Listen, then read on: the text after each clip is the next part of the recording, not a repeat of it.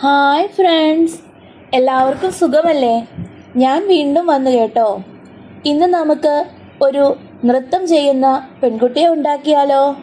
അതും ആർക്കും വേണ്ടാതെ കളയുന്ന ചിരട്ടയും പേപ്പർ എഗ് ട്രേയും കുറച്ച് ടിഷ്യൂ പേപ്പറും ഒക്കെ വെച്ച് ആദ്യം ചിരട്ട ചകിരിയൊക്കെ കളഞ്ഞ് വൃത്തിയാക്കി എടുക്കണം.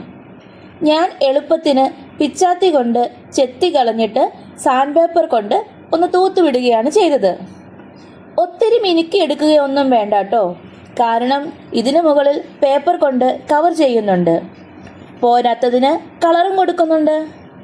അപ്പോൾ ചിരട്ട വൃത്തിയാക്കി എടുത്തു. ഇനി എഗ് ട്രേ എടുത്ത് പീസുകളാക്കണം. എന്നിട്ട് ഒരെണ്ണം ചിരട്ടയുടെ മുകളിൽ വെച്ച് ഗ്യാപ്പ് നോക്കിയിട്ട് അതിനുള്ളിൽ വേറെ പേപ്പറൊക്കെ ഒട്ടിച്ച് ഗ്യാപ്പ് ഫില്ല് ചെയ്ത് അത് ഒട്ടിക്കണം.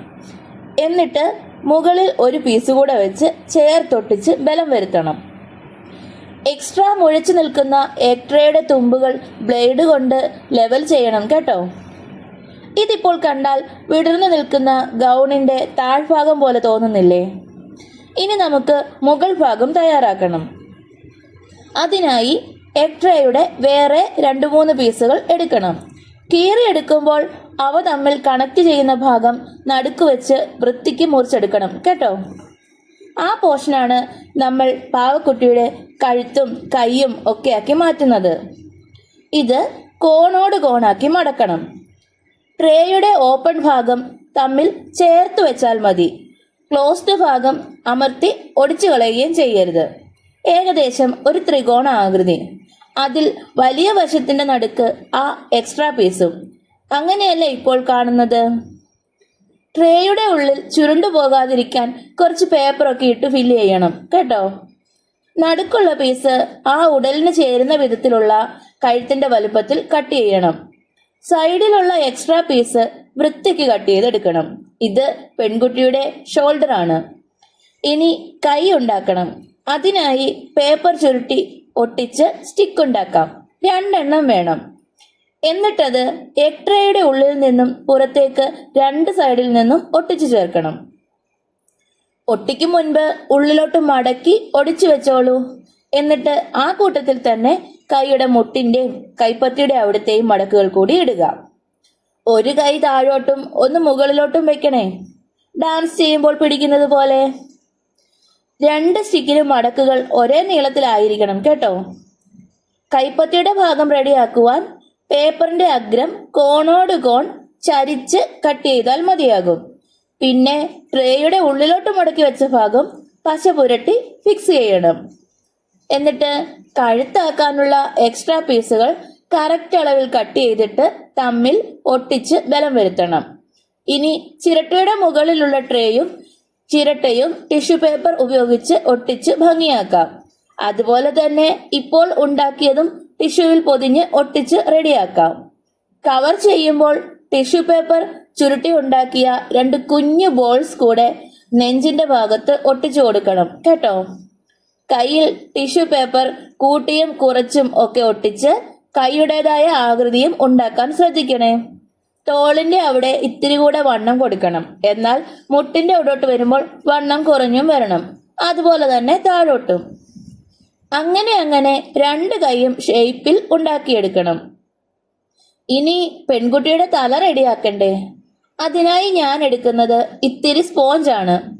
കഴുത്തിനു മുകളിൽ സ്പോഞ്ച് വരുന്ന രീതിയിൽ പിടിച്ചിട്ട് എത്ര വലുപ്പത്തിൽ വേണം തല എന്ന് നോക്കി അടയാളപ്പെടുത്തിയിട്ട് ആ സ്പോഞ്ച് തലകീഴായി നിൽക്കുന്ന ടിയർ ഡ്രോപ്പ് ഷേപ്പിൽ മുറിച്ചെടുക്കണം.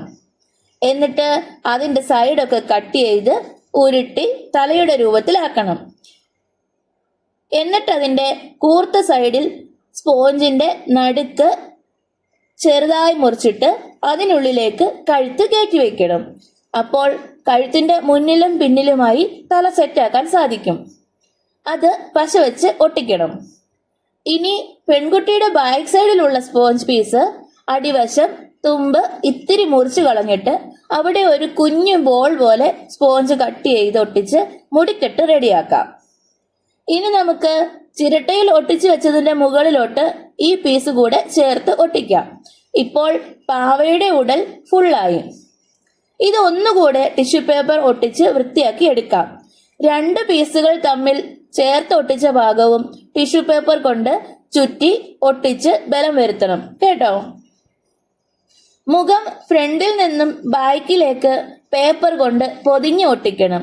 അതായത് മുഖത്ത് ഒട്ടിച്ച ശേഷം വൃത്തിക്ക് ബാക്കിയുള്ള പേപ്പർ കുളിച്ചിട്ട് തോർത്ത് തലയിൽ കെട്ടും പോലെ ബാക്കിലേക്ക് ഒട്ടിക്കണം. അങ്ങനെ ഒട്ടിക്കുമ്പോൾ തലയിൽ ഫ്രണ്ടിൽ നിന്നും മുടി ചീകി വെക്കുന്നത് പോലെ മടക്കുകൾ സെറ്റായി കിട്ടും. ബാക്കിലോട്ട് വരുന്ന പേപ്പർ പിന്നിൽ മുടിക്കെട്ടായി ഒട്ടിച്ച സ്പോഞ്ചിനെയും കവർ ചെയ്ത് ചുറ്റി ഒട്ടിക്കണം കേട്ടോ. അങ്ങനെ ഉണ്ടാക്കിയത് മുഴുവനും ടിഷ്യൂ പേപ്പർ കൊണ്ട് പൊതിഞ്ഞു. നല്ല രസമില്ലേ ഇത് കാണാൻ?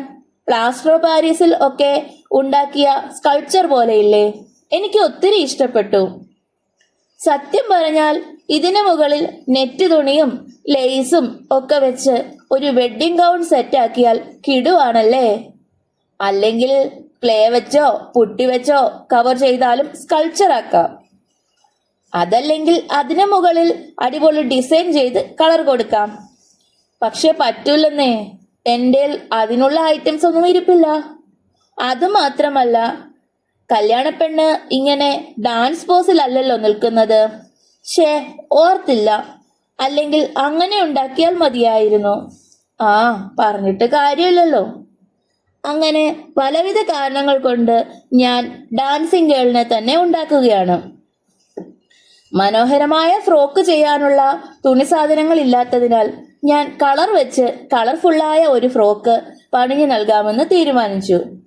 അതിനു മുന്നോടിയായി വൈറ്റ് കളർ കൊണ്ട് ഫുള്ള് ഒരു കോട്ടിങ് കൊടുത്തു.